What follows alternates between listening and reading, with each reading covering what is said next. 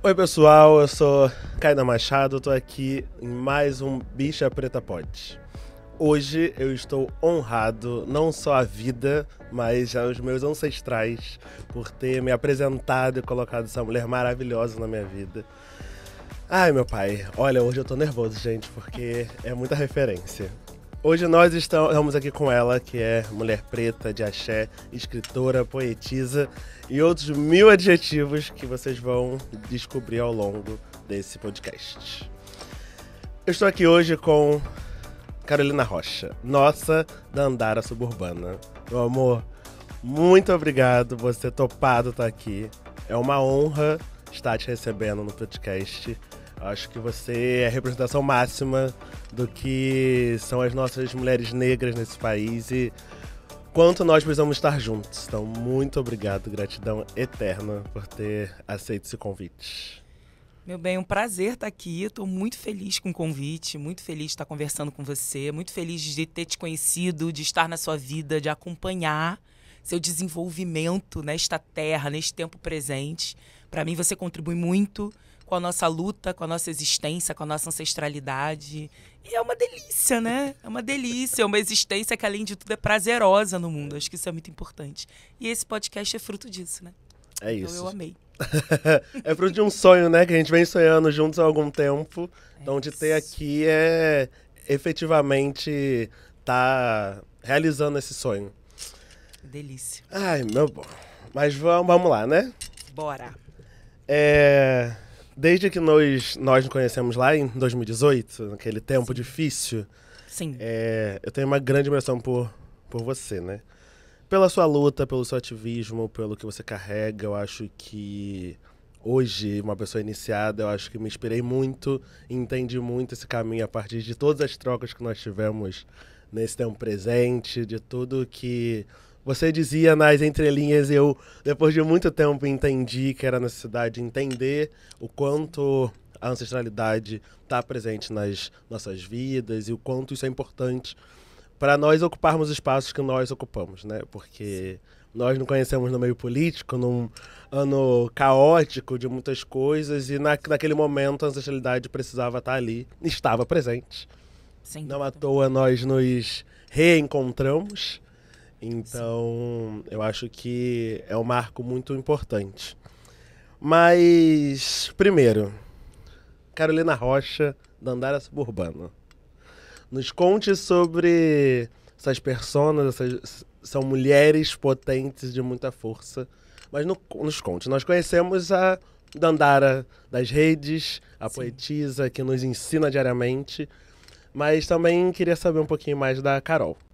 Um pouquinho além, né, do que a gente já conhece da vida e pelas redes. Sim. Ai, Carol, né? Carol é filha da Eugênia do Fumaça e de Xangô. Uma mulher de terreiro. Eu acho que isso me define hoje mais do que qualquer outra coisa, né? Conforme fui entendendo mesmo meus passos no mundo, meu propósito no mundo. Entendi também a profundidade da ancestralidade. Antes de vir pra cá hoje, falar o que eu senti, né? O que o meu corpo sentiu. Porque eu sempre acredito que quando a gente realiza um trabalho junto, a gente vai gestando esse trabalho muito antes dele se concretizar, né? Então, antes de eu chegar aqui hoje, nesse espaço, né, nesse teu terreiro, nesse teu chão sagrado, que é o seu sonho, a gente já foi se conectando anteriormente para poder estar aqui, né? Então, desde que você fez o convite, eu ando pensando muito, né? O que Kainan vai perguntar, o que vai acontecer. E aí, hoje de manhã, eu acordei bem cansada, porque, enfim, né, essa nossa luta não é fácil. E quando eu acordei, eu pensei numa coisa. Hoje é quarta-feira, dia de Xangô, né? A gente está gravando esse podcast no Dia do Senhor da Palavra, né? A gente conhece muito Xangô como o rei da justiça, né?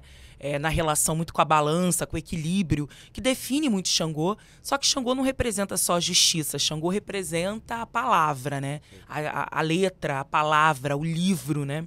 A palavra ética, né? Que faz parte da justiça, porque tem as leis, né? Justiça é feita de palavra, retórica, palavra. E na nossa sociedade, uma justiça que não tem nada de equilibrada e que a gente sabe que violenta muito os nossos corpos, mas na justiça de Xangô, a palavra precisa ser comprometida com a verdade. Então, hoje eu acordei e falei, nossa, uma quarta-feira. E aí eu fiquei pensando, quando meu pai de santo, antes de eu ser iniciada, meu pai de santo, Rogério de Xangô, ele virava para mim e falava assim: minha filha, existem muitas maneiras de cumprir um sacerdócio. E existem muitas maneiras de você honrar o seu orixá. Então ele falava, quando você tá aqui no terreiro, né, que você tá aqui cultuando Xangô, que a gente corta quiabo, faz o amalá, para quem não sabe, amalá é uma iguaria, uma comida de Xangô, feita com quiabo, dendê, pimenta, carne. Você tá cultuando Xangô, mas quando você tá na rua também, dando as suas aulas, as suas palestras, né? Você, enfim, como uma professora, porque eu me defino como professora, né? Acho que em termos de profissão, nada me define melhor. Sim. Você também está propagando Xangô, você também está honrando Xangô, porque Xangô é a palavra, né? E aí, quando eu fui iniciada, eu me lembro muito, e isso foi um marco na minha vida, né? Porque eu sou uma carolina antes e depois da minha iniciação no candomblé. Antes da minha iniciação no candomblé, eu tinha um vazio imenso no peito. Eu não sabia quem eu era, né? Eu tinha muitas dúvidas sobre a minha existência. Eu tinha uma tristeza. Eu era extremamente fechada. Eu era uma pessoa tímida. Eu achava que era timidez, depois fui entendendo como que o racismo impacta, né? Com certeza. O que a gente chama de personalidade, né? É a personalidade dela, é muito quietinha, né? E eu não sou nada quietinha, não fazia parte de mim. Tudo bem, tem pessoas negras que são tímidas, né? Que são mais fechadas e caladas. Mas no meu caso, com o tempo, eu tive certeza que não era uma questão de quem eu era, mas sim do que o racismo fez comigo. Exatamente. E aí, quando eu fui iniciada nesse marco, assim, meu pai, ele falou pra mim, ó, durante um bom tempo, seu sacerdócio com Xangô vai ser a sua palavra. Então você tem um compromisso com Xangô, com a palavra, né? Com uma palavra ética, em compartilhar e dividir saberes, experiências, porque através disso também você vai aprender muito. Toda vez que você se colocar disponível para troca, você vai conseguir cumprir o seu propósito, aprender e ainda contribuir com serviço para a sua comunidade. Então, tem algumas palavras que me definem a Carolina. Serviço, palavra, e aí eu falo que a palavra tem muito poder, né? Muito poder. Muito, muito poder. Ser professora, eu fui uma criança que eu dava aula para boneca, botava as bonecas todas sentadas no sofá. Aí minha mãe, me deu um quadro negro de brinquedo, de presente, e eu ficava dando aula para as bonequinhas lá no sofá. Então, ser professora tá na minha vida, assim, desde sempre eu me reconheço, me vejo nesse lugar. E é isso, assim, eu fui uma menina muito violentada mesmo por essa sociedade. Sim. Vem de uma família interracial, você sabe. Eu falo muito sobre isso porque eu acho que a gente fala muito pouco sobre isso. Existe um desconforto muito grande da gente falar das nossas famílias interraciais, que, obviamente, família tem amor, tem afeto e também tem muita violência. Exatamente. Né? A gente cunhou meio essa ideia de que onde tem amor, não existe violência, porque o amor pra gente, nessa sociedade ocidental, é um sentimento abstrato, né? É uma mágica que justifica qualquer coisa. Exatamente. Né? Mas Bell Hooks, maravilhosa, né, mandou o papo reto pra gente, dizendo que o amor é uma ação, o amor é que o amor faz, e nisso tem muita violência dentro das nossas famílias. Então, a primeira instituição onde eu senti essa violência de cara foi a família. Ao mesmo tempo, foi também na família, e aí na família extensiva, né, não só a família consanguínea, onde eu descobri o meu propósito no mundo, né? Eu tive um lugar de pertencimento, que foi essa família de axé, que foi essa família de ancestralidade, né? Meu pai era um homem de Xangô, eu sou uma mulher de Xangô. Então, ao longo do tempo, eu fui descobrindo que Xangô, na verdade, é o meu ancestral, né? Tá na minha família, tá na minha história. As minhas entidades hoje, né? As energias que me regem, né? Que estão comigo, né? A espiritualidade que me acompanha é ancestral, tem a ver com a minha família, tem a ver com a minha história, com a minha linhagem, né? Então, eu fui fazendo esse movimento de sankofa mesmo, né? Sim. Olhando para trás para poder compreender o hoje e também construir um futuro, né? Onde para mim hoje é inegociável que a gente seja feliz, que a gente tenha prazer, né? Os desafios são múltiplos, né? Mas que a gente não seja só reconhecidos nesse lugar, né? De dor, de sofrimento, de falta, né? Então o Xangô trouxe esse lugar mesmo de nutrição, né? É muito mais do que completude, é nutrição mesmo, né? Então, é isso. Essa é a Carolina, assim. Todo o resto vai se derivando a partir daí. Dandara surge em 2018, né?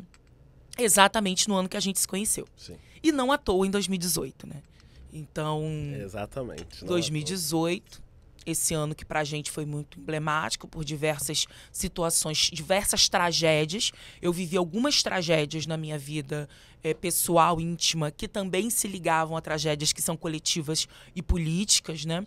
E a partir disso, esse lugar da poesia, esse lugar de construir poesia, porque é isso, né? Eu já era acadêmica, já estava num doutorado, né? Sempre fui professora de história, relações étnico-raciais, né? Estava fazendo um doutorado em sociologia, mas faltava poesia. Faltava o lúdico, faltava a arte. Então, me reconectar com esse lugar tão sagrado, né, do sensível, da emoção, e de trazer palavras que representem o sentido mais genuíno, que é, né, a gente se permitir sentir e ser quem a gente é, foi um movimento muito curativo para mim. Eu escrevia poesia desde os 8 anos de idade, mas a vida vai engolindo a gente, né? Eu entro na universidade, aprendo que a gente não sabe escrever, que o povo preto é fruto de povos de tradição oral, que a escrita pertence à tradição europeia ocidental. Então a gente vai engolindo esse bando de mentiras que vão contando sobre a nossa história. E aí eu fui perdendo cada vez mais a minha essência criativa, inventiva e lúdica, para dar lugar a um trabalho instrumental, funcional, com uma educação que é muito castradora, né? Que exige uma retidão, que nos retira, né?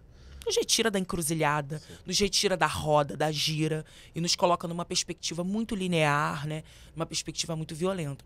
Então, em 2018, mais do que nunca, a gente precisou de poesia para poder existir e sobreviver, né?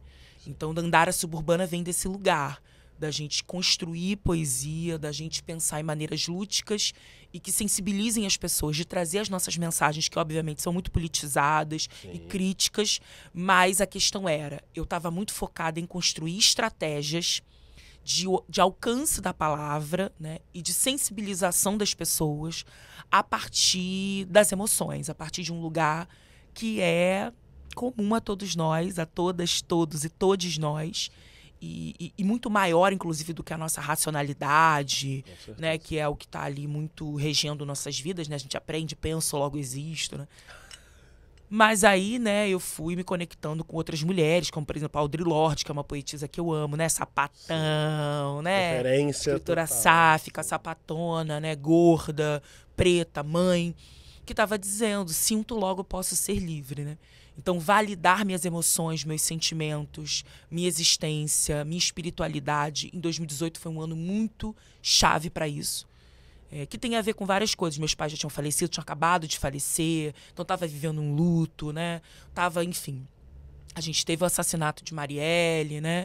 Teve que enfrentar tudo isso, né? Eu estava vindo de um relacionamento muito abusivo. Enfim, tinham mil questões acontecendo ao mesmo tempo. Foram muitas porradas, né? Não foi levinho, não. Mas, ao mesmo tempo, a emoção e se permitir sentir tudo que era pedido, tristeza, raiva, amor, prazer, cura, né? Alegria, tava tudo ali, né? Muito, inclusive tava muito intenso, tudo muito à flor da pele, né? E aí eu já fazia as oficinas de escrita e comecei a intensificar esse movimento, né? Eu acho que isso de 2018, eu acho que é um marco, né, de fato, nas nossas vidas. Eu acho que nas nossas vidas políticas, nas nossas vidas pessoais. 2018 também, para mim, foi um ano muito difícil. Minha mãe tinha acabado de falecer, eu era muito jovem. E é isso, né, filho de uma mãe solo, negra, que, enfim, se vê tendo que repensar a sua vida neste lugar. Sim. E neste mundo, e a militância. E aí você perde o chão de um lado, e você fala, agora eu vou para um outro caminho, e aí uma área executada, e você fala, não posso abandonar esse caminho, porque ela me motivou a continuar aqui. Então acho que isso foi muito... É isso, 2018 é um marco, né? Mas quando você fala deste dia de hoje, desta quarta-feira, para mim é muito simbólico, inclusive, porque eu estou na semana do meu primeiro Odu. Ai, que lindo. Então, eu acho que, enfim, né? Orixá faz tudo no momento certo. Há quanto tempo nós estamos falando de gravar esse podcast? E olha onde nós estamos aqui. Hoje, quando nós estamos aqui, né? Verdade. Eu acho que isso que você diz, que existiu uma Carol antes e pós-iniciação, eu tenho completa certeza que existiu o Kainan antes e existe um Kainan hoje. Que é um Kainan que está encarando isso aqui, inclusive, que não iria encarar, sim, de fato, estar fazendo isso aqui, e hoje encara, né? Eu acho que meu meu pai Oxóssi me ensina muito que os caminhos precisam ser percorridos. E nem sempre é com pressa. Então é respirar, olhar para o lado, olhar para o outro e olhar para frente e seguir, porque a flecha tá aí, né? Sim. Então acho que tem muito disso. Eu acho que da mesma forma que a escrita de 2018 te possibilitou outras narrativas, eu acho que o podcast para mim hoje me possibilita um outro método de narrativa a partir do que nós sonhamos. Porque é sobre possibilidades e vivências. Então, eu acho que este é o momento de fato, né? Mas vamos seguindo aqui, que a gente tenta ser organizado. Mas a gente sabe que, né? Bom, conta um pouquinho das suas memórias de infância. Você já trouxe essa coisa de dar aula para as bonecas. Eu acho que o que nos move nessa vida reflete muito desde a nossa infância, né? Eu sou enfermeiro, apesar da minha atuação política, e é muito interessante lembrar, quando você fala, eu dava aula para os meus bonecos, então ser professora, eu estava sempre ali, do quanto o cuidado com os bonecos, de brincar de hospital, em querer ter uma ambulância de carrinho, reflete muito na nossa vida, né? Então, as suas memórias de infância, assim, como foi isso como é isso, né, para você, essas memórias? Ai, é uma encruzilhada, né, esse lugar da infância, porque por um lado tinha essa questão da violência, de eu não me reconhecer na minha família materna. Eu fui conhecer meu pai com 10 anos de idade. Minha mãe é uma mulher branca, loura, de olhos azuis. Meu pai um homem negro retinto. Meu pai e minha mãe se separam, eu tinha 2 aninhos, era um bebê. E meu pai fica com raiva, se afasta. E eu só reencontro meu pai aos 10 anos de idade. Então eu tive uma lacuna de uma idade muito importante, dos 2 até os 10 anos, que foi de conviver praticamente só com a minha família materna, que é uma família branca, né? Não tem outra pessoa negra na minha família materna, eu sou a única até hoje, né? Não teve outro relacionamento interracial, né? Minha mãe dizia que quando ela estava com meu pai, isso nos anos 80, né? O apelido deles era Xuxa e Pelé. Porque não existiam casais interraciais, né? Isso era muito raro. E meus pais, 2 sambistas, minha mãe da Mangueira, né? Inclusive namorou lá na Mangueira, família de Cartola. Minha mãe passou pela família de Dona Zica e Cartola lá na Mangueira, batucava lá no buraco quente, tinha umas memórias muito bonitas, né? De conviver com Cartola, assim, em calçada, né? Em festa, em mesa de bar. E meu pai da União da Ilha do Governador. Se conheceram no samba, então sou fruto do samba, literalmente. Tive uma infância muito marcada também por esse lugar da escola de samba. Né? A escola de samba foi muito marcante na minha vida. E tem uma coisa curiosa, porque eu me lembro que a primeira vez que eu vi um xirê dentro do candomblé, né? Uma gira, né? A dança dos orixás, foi muito familiar para mim. E eu nunca tinha estado no candomblé, porque o terreiro onde eu sou iniciada é minha primeira experiência com candomblé. Então, de fato, eu era crua de tudo, não fazia ideia do que era aquilo. Sempre fui católica até os 17 anos, chego no candomblé aos 17. E eu me lembro quando eu comecei a ouvir os atabaques, aquilo era muito familiar. Sim. E eu demorei um tempo para conectar com a bateria da escola de samba. Era familiar por causa da bateria da escola de samba. Né? Então, e eu fui aquela criança que dormia, que a mãe juntava 2 cadeirinhas, bem suburbana, né?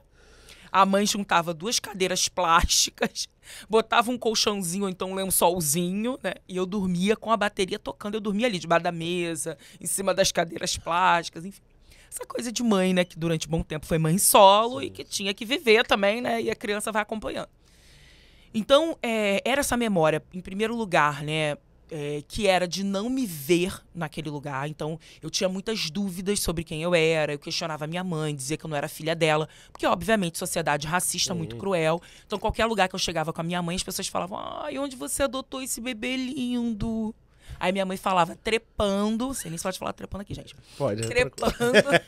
Aí ela falava, trepando com uma caixa de bombom de 1,80 m, né? Eram as respostas da minha mãe. Mas, enfim, as pessoas sempre dizendo que eu era adotada, na escola, você é adotada. Então, tinha muito esse lugar de, caramba, é e não é a minha família. Qual é a minha história? Quem eu sou, né? Porque esteticamente não tinha nenhum tipo de ligação. E não só esteticamente, né? Eu me lembro que um dos grandes medos da minha avó materna, por exemplo, era que eu me tornasse passista de escola de samba. Porque a minha família ligava o samba a tudo que é negativo. Ligava o samba à marginalidade, à criminalidade, né? O samba ao meu pai. E sim, meu pai também teve muitos equívocos, erros, contradições, né? Não foi fácil essa relação com meu pai. Então tinha o ressentimento, né? De uma relação que foi muito abusiva para minha mãe, né? E desse abandono paterno, dessa alienação parental, que também estava junto uma série de questões e ações racistas. Então isso tudo se misturava, né? Então as pessoas justificavam que era porque ele não foi bacana, não foi um cara, enfim, íntegro, né? Com a família, com a minha mãe. Mas, por outro lado, né, a forma como narravam a existência do meu pai e a história do meu pai era profundamente marcada pelo racismo. Sim. Então, essas duas coisas estavam juntas e elas me confundiram durante um bom tempo. Até eu conseguir separar o que era, né, as atitudes do meu pai, né, o que ele errou enquanto companheiro da minha mãe, enquanto meu pai, na nossa história, e o que era, de fato, o preconceito e as reproduções dos estereótipos racistas, levou um tempo. Porque na minha cabeça, com as emoções e tudo junto, aquilo se misturava, né? Sim. Então, por exemplo, eu ouvi a vida inteira que meu pai era vagabundo. Ah, seu pai é vagabundo. Seu pai é vagabundo. Meu pai nunca foi vagabundo. Meu pai foi mulherengo? Foi. Meu pai era boêmio? Era. Né? Mas engraçado, era um boêmio que não bebia. Meu pai não bebia, não fumava, né? Não usava nenhum tipo de drogas, digamos assim, de maneira genérica, né? Mas meu pai era boêmio, porque meu pai vivia na noite, vivia no samba, né? Era mulherengo, sim, né? Então tinha aquele estereótipo, né? Do malandro, do sambista. E ele era o boêmio, de fato. Porque a boemia vem deste lugar, né? A boemia vem deste lugar. As pessoas que atrelam a boemia à bebida, mas a boemia, efetivamente... Vem desse lugar. Mas, e a malandragem também. Exatamente. Eu falo, meu pai era um malandro. Aí as pessoas falam, ai, bebia muito, fumava muito. Não. Né? Malandragem tá muito além. Meu pai era malandro porque meu pai era extremamente estratégico. Era um cara extremamente inteligente. Sabia estar em qualquer espaço, né? Eu tava até conversando agora no Dia dos Pais com as minhas irmãs. Aí minha irmã falou assim, ai, será que se nosso pai tivesse vivo, qual ia ser a escolha política? A gente já tensa. Aí a minha outra irmã... Aí minha irmã falou assim, será que ele ia querer votar naquele no inominável? Aí a minha irmã falou assim, não, eu acho que... Aí eu falei assim, não, gente, a cara do meu pai era estar fazendo campanha para Eduardo Paes, do samba. Com certeza. Entendeu? Porque era isso, né? Foi petista durante um bom tempo. Mas aquela história, se decepcionou com o PT. Aí, mas o meu pai conseguia flertar de A a Z, entendeu? meu pai conseguia negociar, trocar. Então ele tinha uma característica mesmo, uma postura política diante da vida, né? De conseguir estar em qualquer lugar, de negociar com qualquer pessoa. Às vezes algumas davam até uns arrepios na gente. Mas ele tinha essa habilidade, né? Essa malandragem, de ter sempre uma carta na manga, sabe? Meu pai nunca era surpreendido. Se era, você não sabia. Porque ele tinha sempre uma resposta, ele tinha sempre... Enfim, né? Sim. Então ele era essa pessoa, e só que isso foi atrelado, de acordo com um olhar que era muito racista, né? E muito incômodo, a um lugar de um cara que era vagabundo, que não valia nada, né? Então eu demorei um tempo para construir. Eu tô falando do meu pai, porque construir outras referências sobre o meu pai significou construir outras referências sobre mim. Óbvio, com certeza. Primeiro eu precisei fazer esse movimento para mim. E aí Xangô tem tudo a ver com isso. O terreiro tem tudo a ver com isso. Porque foi definitivamente Xangô que me ensinou sobre paternidade preta e me ensinou a olhar para a história do meu pai com generosidade, de maneira acolhedora, e me ensinou a separar o joio do trigo, que era o racismo, e o que era a responsabilidade dele, e ele falhou.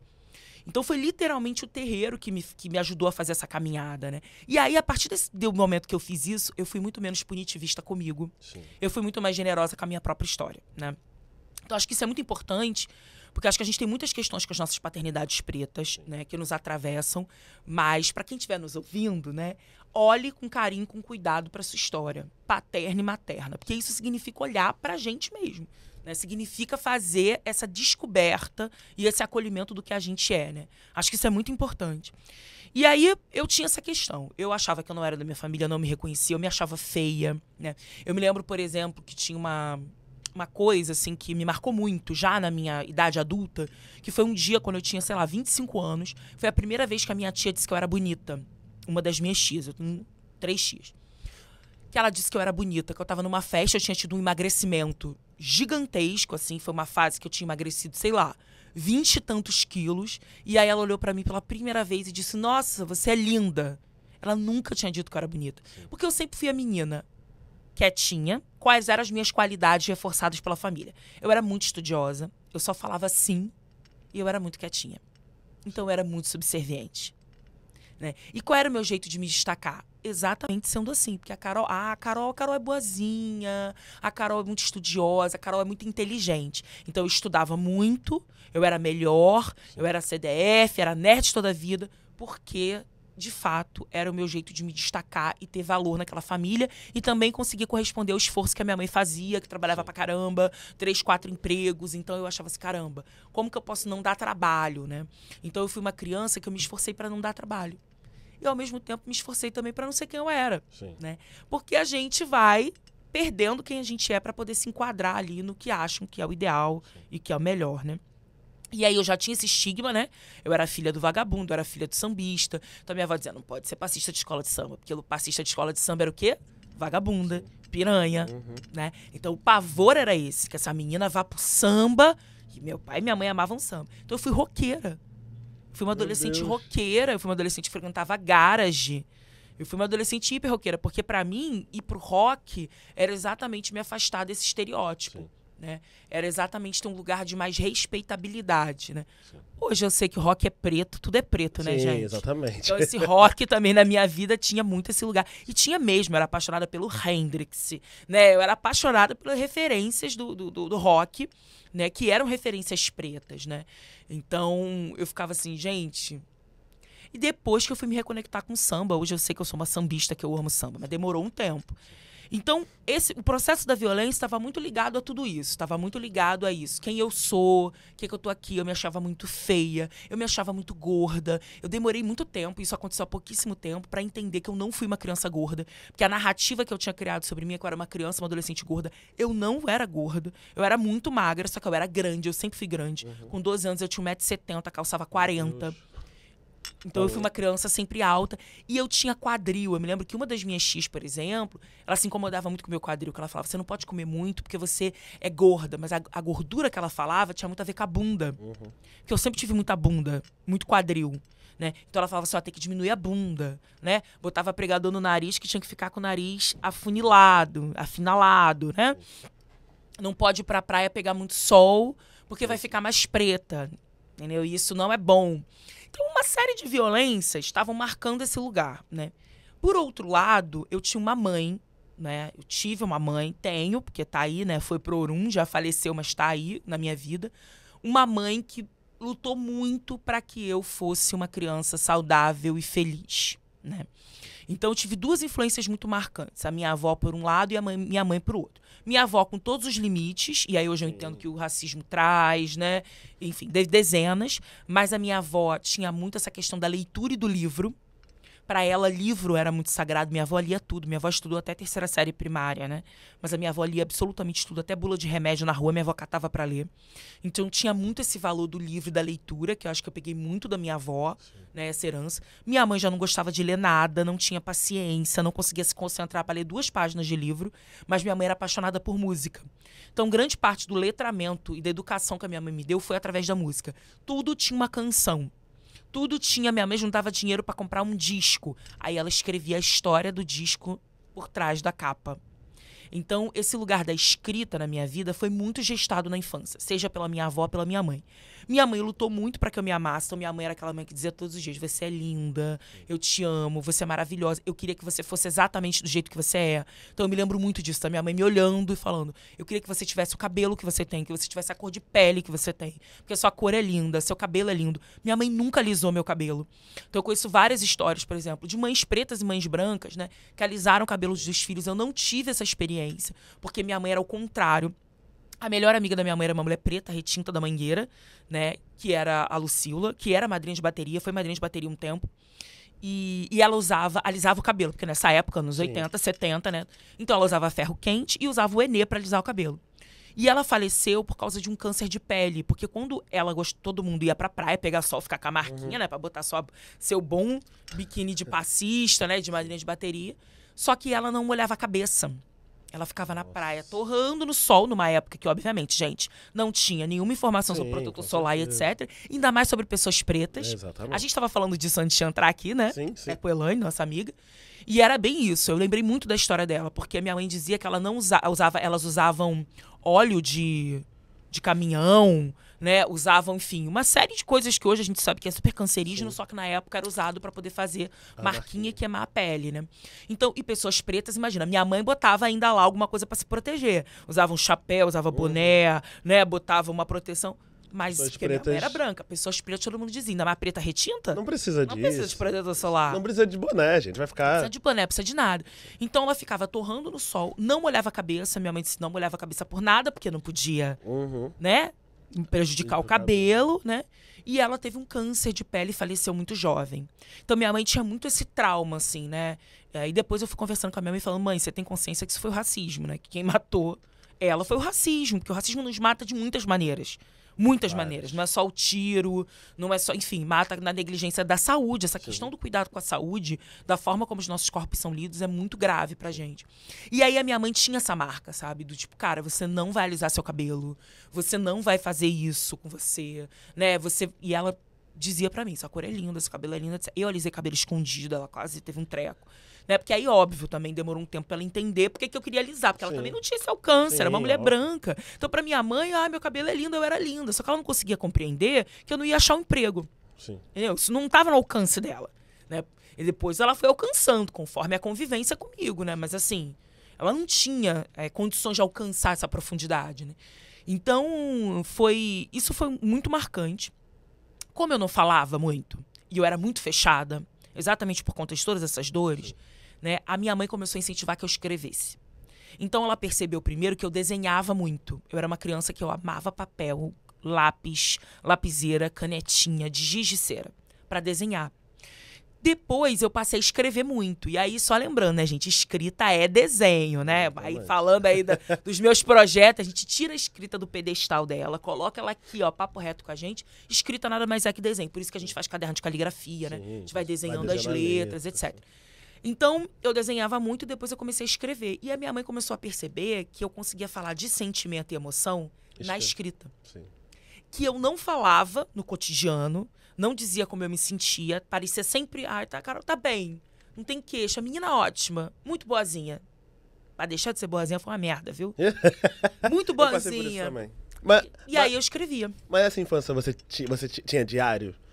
Tive. Não, várias coisas. Primeiro, assim, minha mãe era datilógrafa de profissão. Nossa. Então, a minha mãe, a escrita também foi uma forma da gente se comunicar. Minha mãe também tinha muita dificuldade de dizer as emoções dela, muito por conta de algumas violências. Então, minha mãe também gostava de escrever algumas coisas. Só que minha mãe escrevia bilhete, carta. Minha mãe fazia muita carta pra mim, cartão de Natal, cartão de aniversário. Então, a nossa troca, como minha mãe trabalhava muito, ela chegava, eu tava dormindo. Ela saía, eu tava dormindo. Então, a escrita, os bilhetes na cozinha, os livros de receita, as cartas, era uma maneira da gente se comunicar. Então, eu dizia pra ela como foi meu dia, ela contava o dela, ela contava os medos dela comigo, ela tinha muitos medos, né? Que eu desse errado, né? Entre aspas, que eu engravidasse na adolescência. Porque ela falava, todo mundo vai dizer, tá vendo? É filha da louca com vagabundo e deu errado. Então, minha mãe escrevia essas coisas pra mim pra tentar explicar por que ela tinha tanto medo, por que ela era tão protetora, tão controladora, né? Enfim. E aí, o que ela fazia? Os poemas, quando eu comecei a escrever poesia, eu comecei a escrever poesia com 8 anos de idade. A primeira poesia que eu fiz foi pra minha mãe. Então, e é isso, era esse lugar do transbordar das emoções. Minha mãe datilografava e batia a máquina. E transformava em livrinhos. Então, ela comprava cartolina, comprava purpurina, eu fazia capa, eu era capista, ilustrador. Fazia as capinhas, ela datilografava a máquina as historinhas que eu escrevia, os poemas, grampeava com a cartolina e fazia livrinhos. Então, eu tenho muitos livrinhos desde os 9 anos de idade, né? E isso era também uma maneira nossa da gente se conectar, uma coisa que a gente fazia juntas, né? Que a gente amava fazer juntas, etc. Então, essa é uma lembrança muito marcante. Os diários vieram mais na adolescência. Eu tive muitos diários, porque eu era aquela criança que todo mundo dava o quê? Canetinha colorida com cheirinho, caderno, né? Diário, lápis, agenda, porque eu amava. Minha mãe, antigamente, a minha mãe... Teve uma época que eu tava escrevendo em parede, cismei de escrever em parede. Aí, óbvio que isso deu muito ruim, né? Minha mãe, muito pé da vida, mas a minha mãe começou a comprar papel pardo.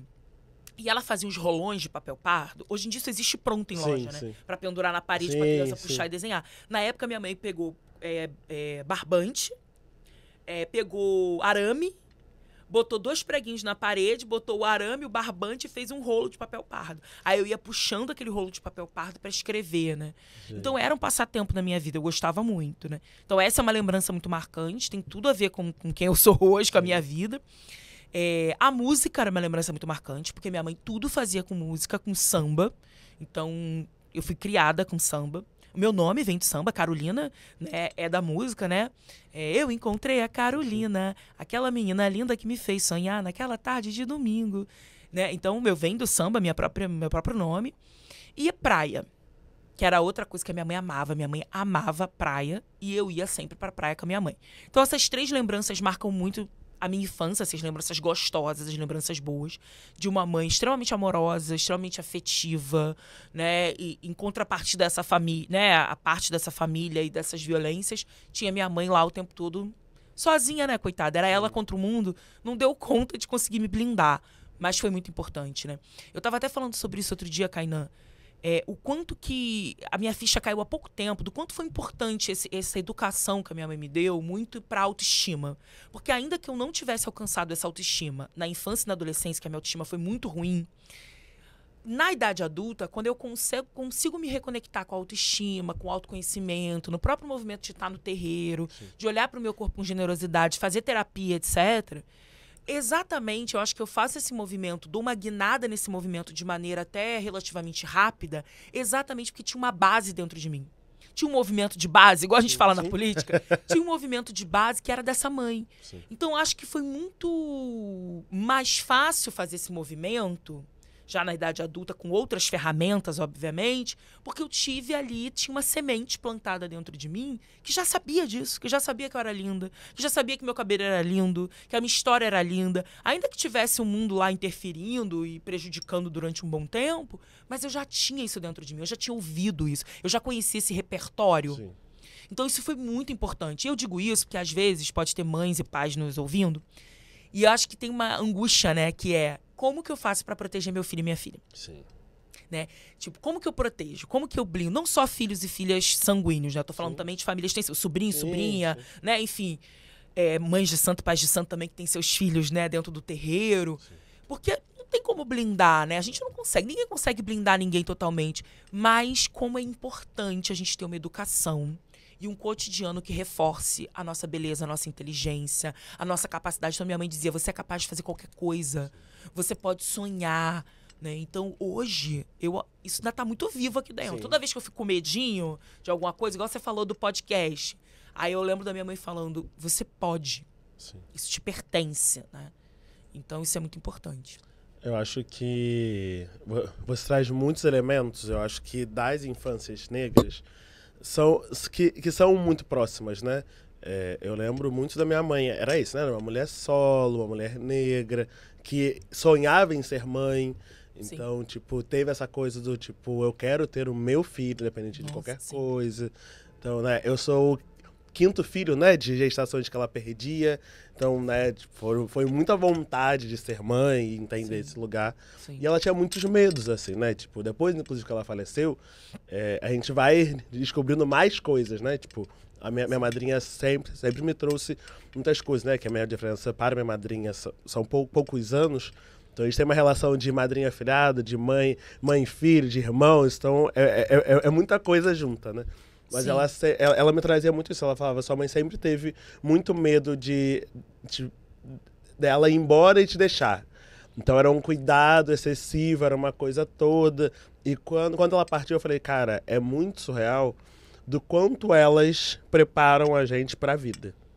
Muito. Porque quando minha mãe faleceu, foi isso. Eu fui resolver tudo, eu fui dar conta de tudo. E meus filhos ficaram: mas você não gosta? Eu falei: eu sei fazer, eu sei resolver.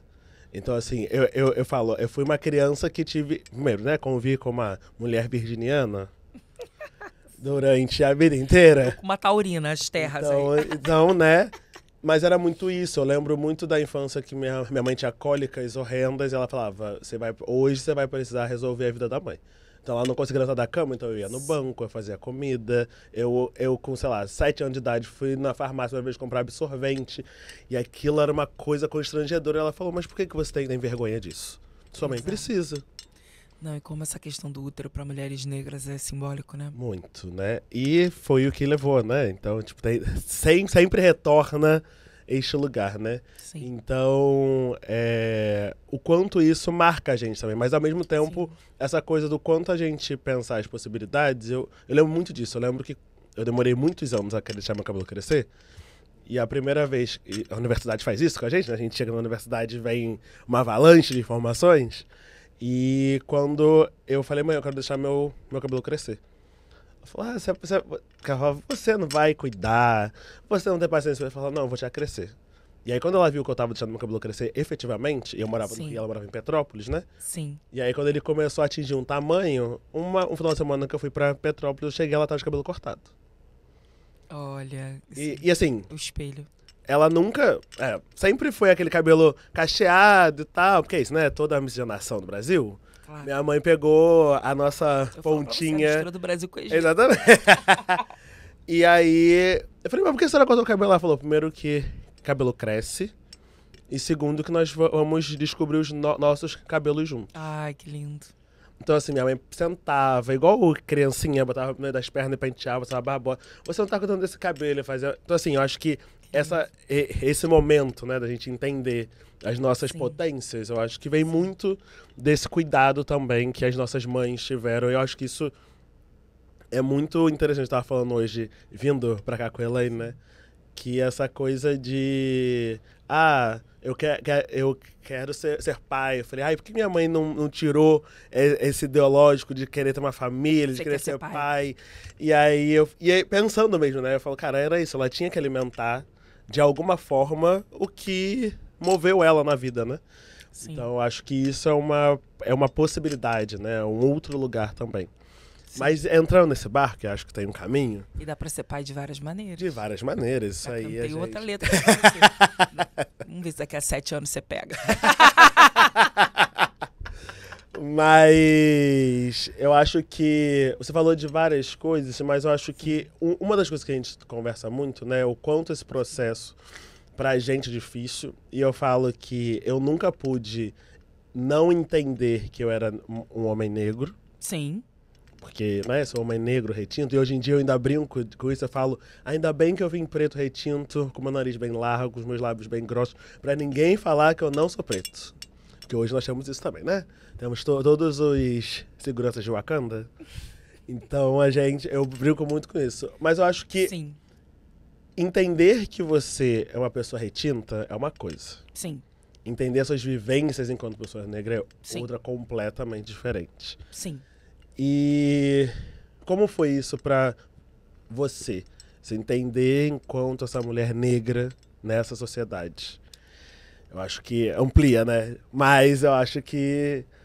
Porque é isso. Eu lembro que o meu processo foi doído. Que foi lendo Neuza. Ler Neuza nunca é fácil. E quando eu terminei, eu fui entender a história dela e falei, meu Deus, por que eu fiz isso?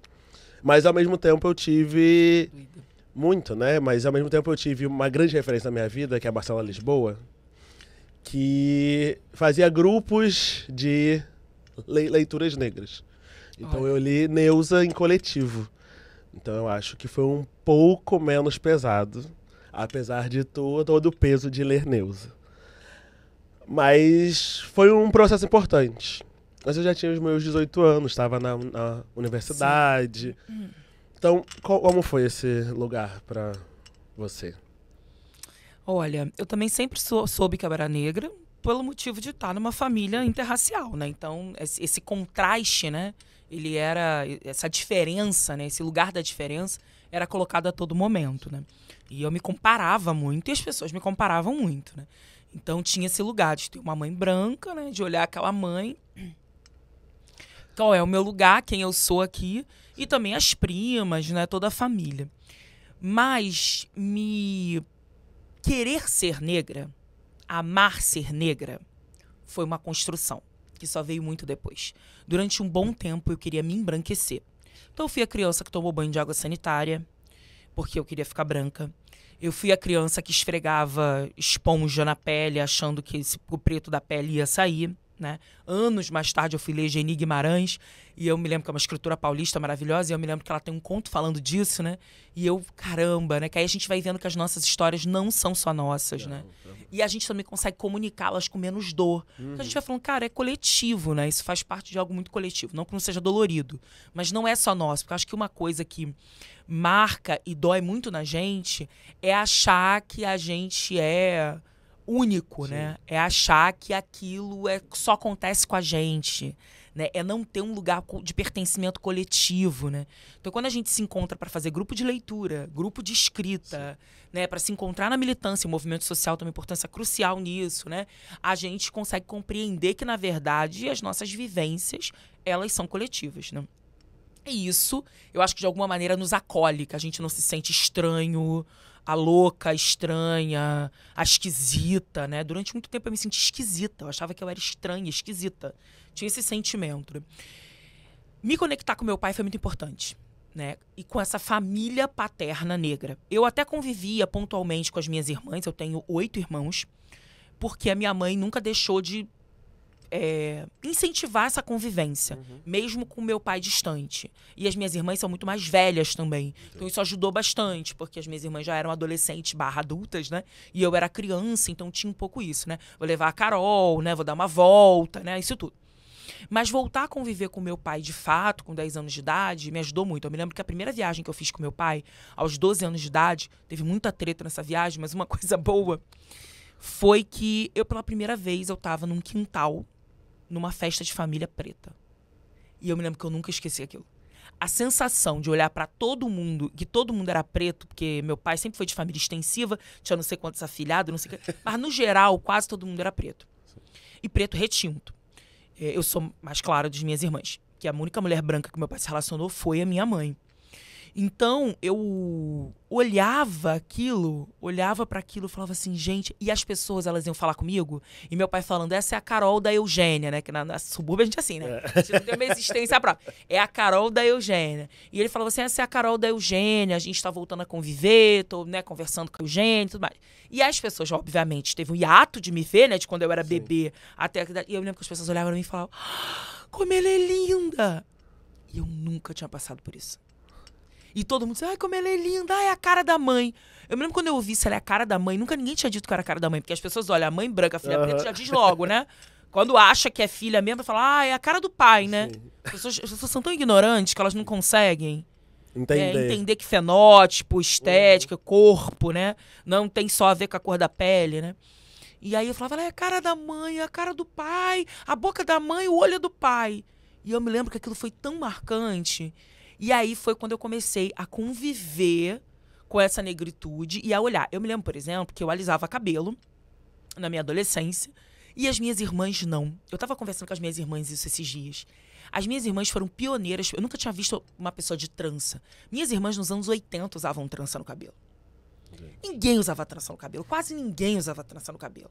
E minhas irmãs usavam, né? Então eu tava falando com a minha irmã, com a Tatiane, ela tem 46 anos, ela vai me matar por estar falando a idade dela, mas é importante pra situar essa temporalidade, que agora é moda a gente andar de trança. Mas não era, assim. E eu me lembro da minha irmã com canicalon, que era o cabelo da época, fazia aquelas trancinhas fininhas, e aí elas enrolavam a trança no bob e botavam na água quente, que era pra ficar ondulado. Porque não tinha esses recursos. A gente tem cabelo de vários tipos, né? Várias cores, vários tamanhos. É dread, várias cores, tamanhos. Inclusive que a gente ama, né? Que a gente ama variedade de cabelo. Na época não tinha. Então eu me lembro, essa imagem das minhas irmãs mergulhando o cabelo na água quente pra fazer, pra ondular, das tranças, dos implantes, assim. Elas iam numa manicure lá no Jacarezinho, zona norte aqui do Rio de Janeiro. E aí era um lugar, assim, que as mulheres com trança, botando implante, com unha. Essa unha, né, o estileto, que tá na moda agora. As mulheres já estavam fazendo isso há muito tempo dentro da favela. Né? E isso para falar também quanto que as nossas favelas, subúrbios e periferias estão na dianteira de um movimento, né, de estética e de cultura negra que, obviamente, nesse mesmo tempo, a gente estava também bebendo no Black Power, no movimento Black Power nos Estados Unidos, mas que também a gente tinha o nosso movimento construído aqui nas nossas favelas e periferias, que até hoje é muito invisibilizado, que é uma estética mesmo, né? Hoje tá na moda, a Anitta bota no clipe, né, os meninos com cabelo, né, nevô, etc, né, a própria roupas, Mas a gente tá falando dos anos 80, que essas pessoas já estavam dentro das nossas favelas e comunidades, subúrbios e periferias, com essa estética. Então eu me lembro que isso foi muito marcante, eu olhar pra isso e achar, porque eu achava lindo. Sim. Minhas irmãs são lindas, né? São muito lindas. E aí eu olhava isso e falava assim, gente, que lindo. Mas, obviamente, eu não tinha coragem, né? Uhum. Então, eu acho que esse movimento de conviver com as minhas irmãs, conviver com esse meu pai foi muito importante. Outro marco pra mim, o terreiro. Totalmente, meu terreiro era um terreiro numa favela, na zona norte do Rio de Janeiro, com pessoas pretas. Meu terreiro tinha uma pessoa branca. Todo o resto do meu terreiro era preto. Preto retinto, Sim. né? Então, imagina, eu era branca pra eles. Eu cheguei no terreiro, elas me chamavam de patricinha, porque eu era mais cabelo alisado, pele mais clara, né? Pele negra mais clara. Eu era o peixe fora d'água ali. Eu era a porteira de Wakanda do meu terreiro, eu fiquei presa, né? Mas tinha muito isso, assim, elas sabiam que eu era negra, mas tinha muito esse lugar, você é diferente. Uhum. Por quê? Eu era de fora, apesar de ser também ter morado em favela, comunidade, eu tava indo de fora.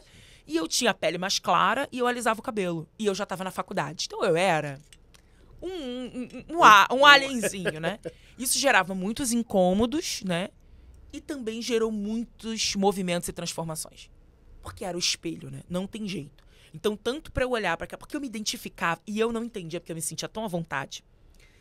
Tão à vontade, eu me lembro que no início, assim, pra me chamarem pras festas, pros aniversários, pras coisas fora do terreiro, a sociabilidade fora do terreiro, era uma coisa assim, não sei se ela vai querer ir. E depois as pessoas foram me chamando pra tudo, obviamente, e eu me sentia tão à vontade, porque aquilo ali, eu não sei explicar. Tinha uma coisa no meu corpo que reconhecia. Sim. Aquele modo. As pessoas gesticulavam, falavam alto, gritavam. É o pertencimento, era samba, né, era churrasco, era essa coisa da criança que todo mundo cuida, que um dá comida. Eu te odeio, uma odiava a outra. Mas deixa essa criança comer, vai comer lá em casa, porque senão você vai deixar morrer de fome. Então era uma sociabilidade, uma forma de existir, né, preta, que pra mim era totalmente identificada. E assim, minha família, parte de mãe branca, era família pobre. Mas é diferente. Tem uma outra forma uma outra corporeidade. Uhum. São outros signos. E uma coisa muito do pobre, que também não quer parecer o pobre, né? E de uma ascensão social, que veio da minha família muito pela educação mesmo. Que tinha essa marca. Mas ali tinha um outro lugar, né? Que eu me sentia muito à vontade. Aquilo ali era... E aí, era muito interessante isso também. O quanto que elas me ensinaram sobre estética, sobre... Tipo, por que você tá falando quietinha assim? Por que você fala baixo? Elas gritavam no meu ouvido, você tá falando baixo por quê? Né? Você fala assim, e aí eu fui vendo como que eu passei por um processo mesmo de deseducação. Sim. Né? Então eu percebi, elas me ensinaram a olhar. Eu me lembro que tinha minha irmã de santo que batia no meu ombro assim e falava, levanta a cabeça. Porque eu andava de cabeça baixa, eu falava de cabeça baixa. Então tinha uma coisa de um orgulho ali, ao mesmo tempo, óbvio, né? De um posicionamento de corpo, muito do corpo. Então o meu movimento de me encontrar com essa negritude a partir de um lugar do que seria positivo, né, digamos assim, veio pelo corpo e não pelo letramento, no sentido da leitura. Sim. Né? Então, primeiro, era esse trabalho de corpo mesmo. E depois Xangô, né? Que era isso, você é filha do rei. Meu pai falava, lugar de coroa é na cabeça. Sim. Ele falou, você é filha de um rei, você é filha de Xangô, nós representamos o nosso orixá na terra, então não dá pra ser de Xangô e ser assim. Sim. Não dá pra se encolher. Porque o meu sonho, eu me lembro que um dos meus sonhos quando eu era adolescente era passar desapercebida. Eu nunca passei desapercebida. Primeiro que eu era enorme, grande, sempre fui. Então meu pai falava, não vai passar desapercebida. Você é filha de Xangô, você tem que ser visível. Então, eu acho que tudo isso, o terreiro, meu pai, me reencontrar com meu pai, minha família, a educação dessa mãe também, e te ouvindo falar, eu sempre penso muito nisso, né? Que esse lugar da minha mãe também, de falar do meu cabelo desde quando eu era criança, de forma positiva, né? Esse lugar da minha mãe de dizer que eu podia sonhar, tinha muito a ver com ter uma mãe branca. É isso, né, Kainan? Sim. É uma mãe branca, porque para uma mãe preta, imagina, uma mãe preta e um filho preto vão descobrindo isso juntos. Sim. Como você descobriu com a sua mãe. É muito difícil, a não ser que você já seja uma pessoa, né, que já tenha acesso, acessou essas ferramentas de diversas maneiras.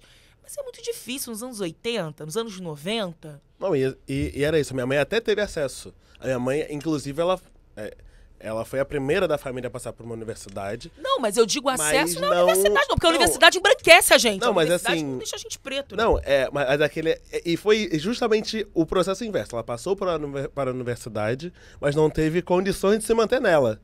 Então ela foi entender no mundo, primeiro, por que ela não pôde continuar aquela universidade.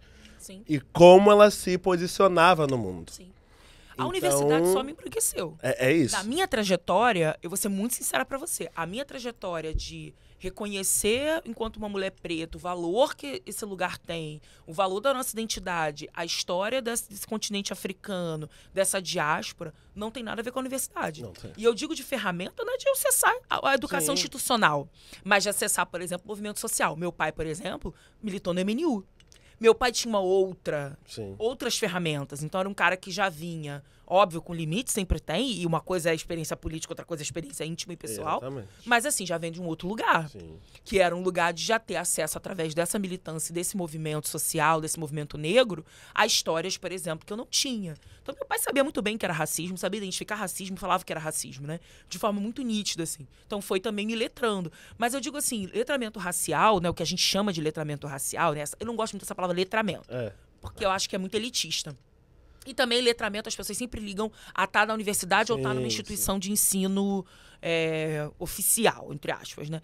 Mas eu acho que o meu grande letramento veio de lugares exatamente fora desses espaços institucionais, né? Que foi essa família, esse quintal preto, o próprio terreiro, né? Que é isso, as minhas irmãs de santo, a maioria não tinha ensino médio. Eu estava na faculdade, elas sabiam muito mais da minha história do que eu. Sim. Eu estava na universidade e não sabia nada de história preta. Sim. Eu estava na universidade alisando o cabelo, cheio de casca de ferida no couro cabeludo de guanidina, né? Enfim. E elas estavam lá. A maioria não tinha, às vezes, algumas não tinham ensino fundamental, ensino médio, mas elas sabiam muito bem que elas eram. Uhum.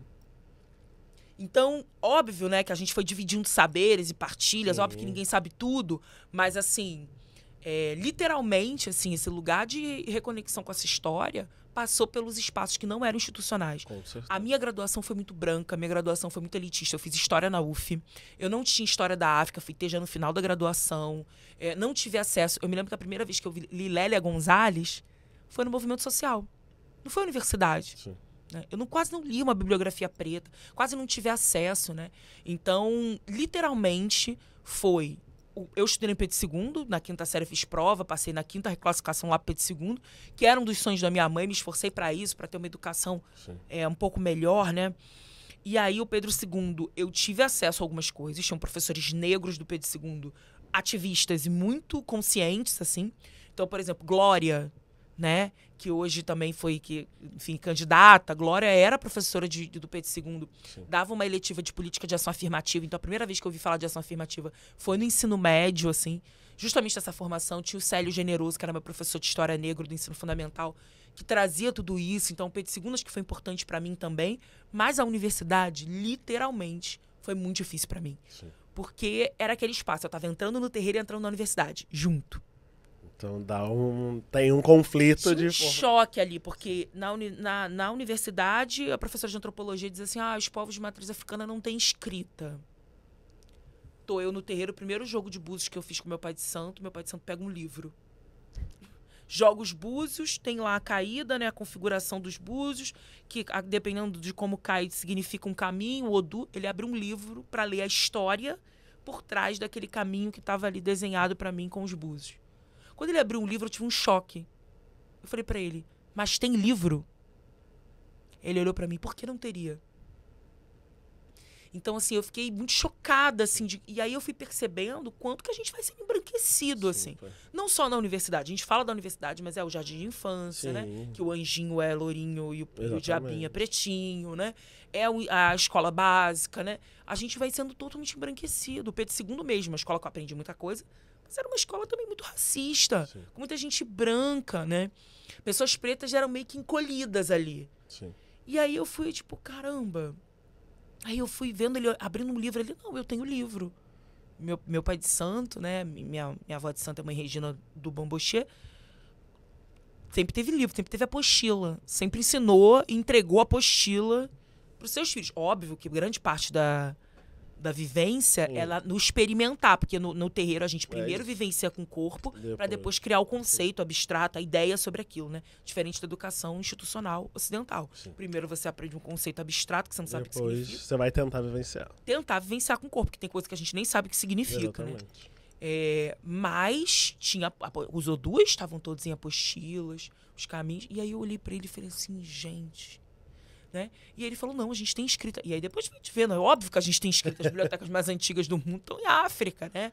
Sim. Enfim, temos escrita de várias variadas formas na pedra, né? É só a gente olhar para as pirâmides, é só a gente olhar, né, para todos os nossos os papiros, enfim. Tem muita escrita, né? Mas eu demorei um tempo para entender isso, né? Então, acho que foi esse processo. O movimento social também foi muito importante para mim. Muito para ter acesso a essas mulheres pretas. Eu conheci Beatriz Nascimento, sim, Lélia Gonzalez, a própria Audre Lorde, né? E tantas outras mulheres pretas, Angela Davis, enfim, Conceição Evaristo, no movimento social. Sim.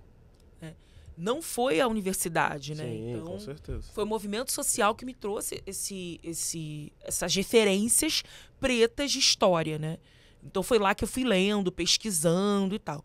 Quando eu já estou no mestrado, a gente já tem uma outra configuração, que já é de monte, já tem cota. Eu entro na universidade no ano que começa as cotas. Eu não entrei por cota. Sim. Porque, para minha família, cota era um sinônimo de atestado de burrice. Sim.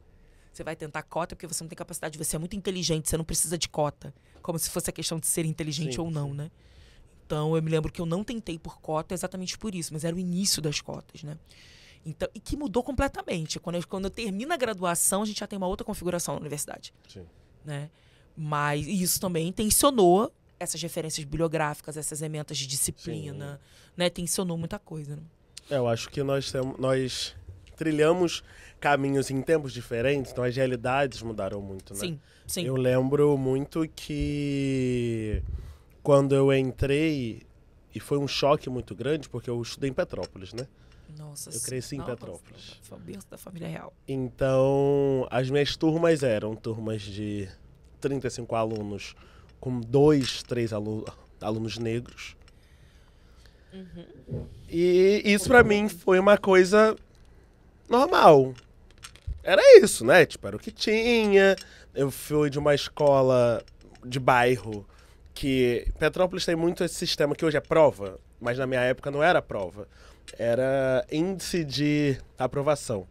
Então eram alunos indicados com as 5 melhores notas durante, tipo, do CA, a quarta série. São indicados para a melhor escola do município. E os outros, os pais procurem. E eu lembro muito que eram 5 meninos e 5 meninas. E era meio, tipo, prova mesmo, né? Que saía a listagem dos indicados.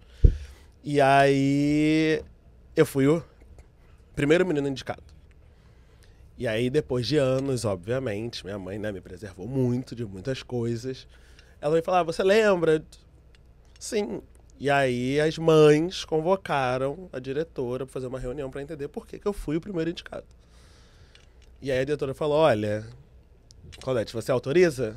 Aí falou assim, pode. Ela falou, por isso aqui, ó. Aí mostrou o boletim dos 5 anos do ensino fundamental. E falou, é por isso aqui.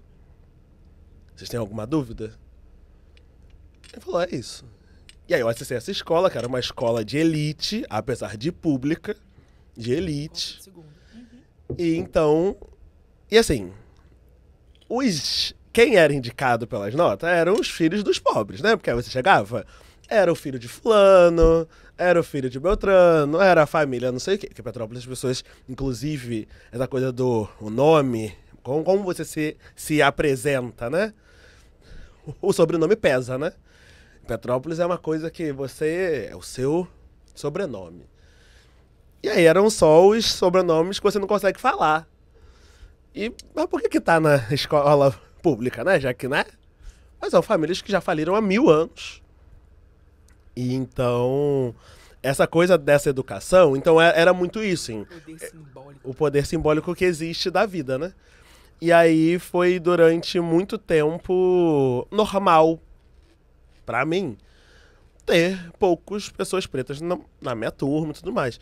Eu lembro que, eu falo isso, eu tenho uma amiga de infância negra, que eu amo muito, até hoje a gente tem relação, mas é uma filha de um casamento interracial também, mas que ela, óbvio, ela é retinta, menos que eu, mas é mais retinta, mas nunca entendeu a vivência de ser uma menina preta, porque tinha acesso, querendo ou não, os pais tinham possibilidade de dinheiro, né? Então, E eu falo, gente, é muito surreal, e aí isso a universidade, não a universidade, mas os movimentos que você começa a fazer parte, a partir Sim. se acessa a universidade te mostra, o quanto isso é violento. Como a minha infância inteira eu tenho uma amiga negra. Uhum. E é uma mulher, né? Nem é um outro menino negro, é uma menina negra. E é a minha única amiga de infância. Isso, gente, assim, eu fui conhecer outras pessoas pretas que eu tenho relação até hoje no pré-vestibular. Entendi. Que era, né, outra coisa, outro momento. E aí eram pessoas negras mais velhas, que já trabalhavam, que queriam essa universidade. Então, esse simbolismo todo. Sim. E aí eu chego no Rio de Janeiro, uma universidade privada, e aí, sei lá, de 50 alunos tem 30 pessoas pretas. Eu falei, gente, o que está acontecendo? Mas, obviamente, né, e óbvio, depois a academia te força, né, a fazer pesquisas acadêmicas. Minha primeira pesquisa acadêmica foi debater o acesso do negro no curso de enfermagem. Por que tem tanto preto na enfermagem? E aí é um processo histórico, né? Quem é que cuidava, quem é que fazia parto, quem é que sempre... É um processo histórico. E por que não na medicina? E por que não na medicina? E eu lembro, tem um marco na minha vida, assim, que eu lembro perfeitamente. Eu nasci no Fernando de Figueira. Sim. Então, Fernando de Figueira sempre teve muita galera de fora, né, que vinha, e eu acompanhei a minha vida inteira lá. E aí eu lembro que eu tinha uns 10 anos, e aí tinha uma médica cubana. Olha. E ela, não, acho que já era mais, acho que foi adolescente, acho que 12, 13 anos. E aí ela perguntou, mas você quer ser o que quando crescer? E quando, a minha infância inteira, eu sempre falava que eu queria fazer medicina. Hoje entendo que não faria mesmo, mas minha mãe sempre falou, você quer fazer? Só avisa a mãe um ano antes, porque a mãe tem que guardar dinheiro pra pagar todas as provas de medicina. Mas se você quer fazer, meu filho, vamos. Vamos, bora. Tua mãe fez o quê? A minha mãe era técnica de higiene bucal. A minha mãe tinha uma sequência de profissões, porque isso não é uma coisa que eu gosto de acessar na universidade. Sim. Então minha mãe era professora de inglês, ela tinha inglês fluente, Gente, então ela tinha a habilitação para dar aula de inglês. Maravilhosa. Ela fez prótese dentária, foi auxiliar de saúde bucal, técnica de saúde bucal. Ela foi pela área da saúde e ela tinha passado para psicologia, né? Ah, foi psicologia. Então ela foi para essa área da saúde. Então, assim, como ela não acessou a universidade, ela foi fazendo técnicos auxiliares a vida inteira. Sim. Então, eu sempre falei que eu queria fazer medicina. E aí essa médica cubana falou, que bom ouvir isso. Porque toda criança preta que eu pergunto fala que é enfermeiro. E eu nunca entendi por que no Brasil tem tanto enfermeiro preto e não tem médico preto. Isso é uma coisa que me marca muito. Nossa. Porque ela falou, gente, porque ela veio de Cuba, e em Cuba é normal você ser médico preto. Né? Exato. E ela falou, me causa muito... E assim, ela não tava em qualquer estado, ela tava no Fernando de Figueira. Então, assim, quantidade de médico preto ali. Eu vivi minha vida inteira lá e acho que nunca fui atendido por um médico preto. Minha médica pediatra, uma referência, né? Doutora Marlene, que tava aí sempre falando sobre infância. Mas era uma mulher branca, já idosa. Então, tipo... O preto que eu conheço no Fernando de Figueira é assistente social. É isso, entendeu? Então, assim... E é isso, esse lugar, né, do quanto essa vivência também interfere e faz a gente repensar esse posicionamento, né, porque é a gente se encarar de uma outra forma. Hoje eu olho pra trás e vejo o quanto racismo eu passei e o quanto Sim. a minha mãe me blindou de entender que era o racismo. Sim. Eu lembro que na faixa dos 15, eu era mais novo, né? Eu sempre andei com pessoas mais velhas. Então, eu devia ter uns 12, 13 anos. E aí eu recebi o meu primeiro convite de festa de 15 anos. Ó. E aí minha mãe falou, meu filho, você quer ir? Eu falei, vou. E aí era maio, assim, então tava frio em Petrópolis. Minha mãe saiu pra comprar um casaco, pra comprar uma blusa social, porque não, é uma festa de 15 anos, você precisa entender este lugar, você precisa estar arrumado, e não sei o quê. Sabe aquela Toda uma preocupação. Toda a preocupação de tipo assim, você deve ser o único preto desta festa, como é que você vai chegar? E assim, eu fui com outros amigos, e pra mim aquilo foi uma coisa que eu nunca tinha imaginado, porque é isso, né, as festas de Petrópolis, né, então assim, tem as festas debutantes, efetivamente, como se fosse... Nossa. Sim. Né? E aquilo pra mim era... Sabe o que é isso? Minhas festas era tipo churrascão no quintal da família. Que Sim. começa no sábado, termina no domingo e, se possível, vai até a segunda. Então, assim, uma festa de 15 anos, com troca de roupa, com não sei o quê, com valsa. Sim. Era uma coisa que, tipo, as minhas primas mais novas foram as primeiras. Assim, não, tem uma prima mais velha que minha tia ainda fez, assim, mas era, tipo, evangélica. Então era aquela festa de igreja, que entra com boneca, não sei o quê, mas muito na igreja. E é, tipo, na minha família, de fato, as minhas primas, que agora têm 20, 22 anos, foram as primeiras até festa de 15 anos de, tipo, festão. Tipo, que a família, meu Deus, alcançou este lugar. E assim, gente, são mais novas que eu. Então, tipo, é muito recente, sabe? Tipo assim, eu tenho minha filhada que eu já falei. Sofia vai ter festa de 15 anos. Ponto. E ela é minha cópia, assim, sabe? Então você imagina a criança, né? Então ela fala, eu quero Dindo, eu quero ter uma festa de 15 anos, com muitos vestidos. Eu falei, muitos não, né? Vamos... Mas é isso, sabe? A possibilidade desse imaginário Sim, total. é outro, sabe? Então, assim, é... Enfim, né? Total. Eu Tamo também não aqui. tive festa de 15 anos, fiquei pensando. Fui, sei lá, minha mãe fez um jantar em casa. É isso, possível. é. E essa coisa de andar sempre arrumada também era muito característica. Até hoje as pessoas falam pra mim, ai, você vai assim. Outro dia, todo mundo fala isso. Você vai assim na padaria, você tá sempre arrumada, nunca te vi despenteada. Aí outro dia a menina falou, nunca te vi sem estar cheirosa, né? E eu falo assim, gente preta, né? Minha mãe me arrumava muito, mas eu me lembro assim, ela me arrumava muito pras coisas, porque ela sabia, obviamente, tinha uma criança preta, né? Precisava estar arrumada e cheirosa. Minha mãe não era muito de se arrumar, mas o meu pai era impecável. Então, assim, as memórias que eu tenho do meu pai era ele sempre impecável. Sempre com roupa bonita, de linho, de preferência, né? Bem sambista. Sapato, que era muito importante pra ele. Meu pai morreu, tinha 72 pares de sapato. Meu Deus. Porque ele só calçou o primeiro sapato com 18 anos. Meu pai foi menino em situação de rua, né? Então, meu pai, ele fala, eu vesti meu primeiro sapato no exército. A bota. Com 18 anos. Não tinha sapato. Então, como isso é simbólico pra nós, enquanto povo preto, né? Sim. Sapato, calçar sapato. Meu pai tinha muito sapato. E meu pai tava sempre muito cheiroso. Com relógio, com algum cordão. Cheirosíssimo, né? E depois eu fui entendendo. Eu falei, cara, é isso. É porque a gente no mundo, a gente não pode estar de qualquer maneira. A gente não pode se apresentar de qualquer forma. Né? A gente se resguarda desse lugar de estar sempre bem arrumado, cheiroso, bonito, porque os estereótipos são todos, né? Sim. Contrários, né? Não, e isso é muito doido porque a gente se veste muito bem, né? Vamos ser aqui, né? A gente... Eu queria dizer isso. Eu não queria. A gente gosta de se arrumar e... O que você tá falando? Mas o quanto isso é muito... Hoje, pra mim, na minha realidade atual, né? Do Sim. local que eu trabalho, das pautas que eu atuo, né? Que eu milito. Isso é muito doido, porque as pessoas as pessoas começam a te olhar de uma outra forma pela roupa que você usa.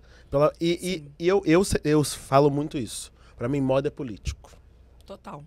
Eu comecei a trabalhar com moda muito novo. Eu tinha 16 anos, o primeiro trabalho de moda que eu fiz, que eu fui produtor de caderno de moda. Sim. E é uma pessoa que tem muito respeito hoje, mas ela é herdeira. Sim. Então, assim... E ela tinha... É isso, Petrópolis, né? Ela falava, se a monarquia voltar hoje, eu sou duquesa. Eu falei, amor, acabou quase anos. Eu não aguento esse povo que tem saudosismo da monarquia, né? Porque muito. É isso, são um povo com os privilégios. Que a gente botar a monarquia, a gente volta pro trono. Entendeu? Era outro lugar. Não mais. A gente forma quilombo. Mas o quanto essa coisa da roupa, da representatividade e a postura. Porque as pessoas, e hoje, a gente conversou isso de antes de começar, né? O quanto as pessoas esperam, inclusive, de como nós iremos chegar nos espaços. Isso é muito... Isso pra mim, eu levei um tempo a conceber. Eu participei de um podcast de uns amigos, e eles me perguntaram, Kainan, você usa suas roupas pensando em se posicionar? Ou você usa sua roupa porque você gosta? Eu falo, gente, eu uso minha roupa porque eu abro meu armário e olho uma roupa que eu quero usar. Eu não compro uma roupa pensando, não, essa roupa eu vou vestir quando eu for pra tal lugar, porque eu vou... Gente, pra mim é uma roupa. Só que também isso já tá muito natural. Exatamente. Pra gente não existe essa divisão, pra gente tá tudo junto. Exatamente. Não faz sentido essa pergunta, assim, pra nossas existências pretas, sabe? Porque, no fundo, tudo que a gente escolhe já é um posicionamento. Só que isso vai se tornando tão natural que a gente não pensa isso de maneira militante. Exatamente. Comprar roupa tal. É. A gente compra o que a gente acha bonito. Mas o que a gente acha bonito já está marcado por um lugar de saber que Exatamente. não podemos nos apresentar de qualquer maneira nos lugares. Exatamente sobre isso, né? Então, mas só pra gente... E viva a Erika Hilton. Né? E viva a Erika Hilton, que tá aí mostrando que política se faz com beleza, glamour e, como ela diz, gente, essa fala pra mim é a melhor de todas. Eu não sei o que eles fazem, porque eles não estudam, eles são feios, eles se vestem mal. Eu não sei o que eles fazem. Porque eu gasto meu tempo tem uns estudando que não e propõem ficando nem bonito. lei, que não tem nem projeto de lei. Só vai mudar tudo isso que tá aí. Exatamente. Como? Não sabemos. De onde vivem, do que se alimentam. Exatamente. Mas eu acho que você já falou um pouco disso. Mas o que hoje ser uma mulher preta, mas que tem uma titulação acadêmica, eu acho Sim. que isso é um peso na nossa sociedade. O quanto isso muda para você nessa construção que você faz diária? A universidade, pra mim, é uma encruzilhada. Literalmente. E eu vivo, de vez em quando, em guerra com ela, né? Sim. Porque eu acho que tem...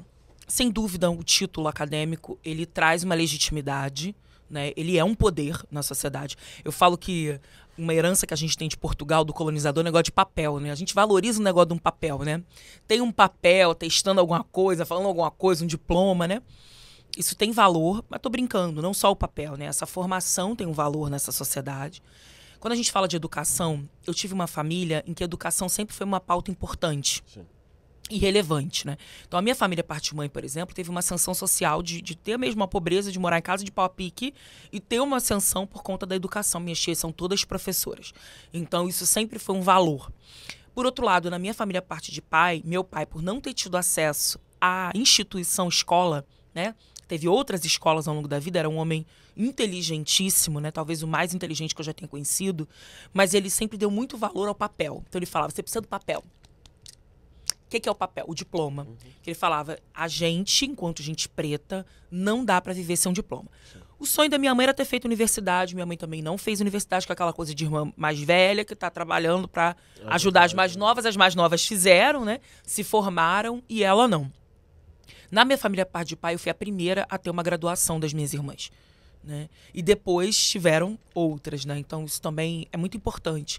Mas eu entrei na universidade com 18 anos, eu não tinha nem 18, eu tinha 17.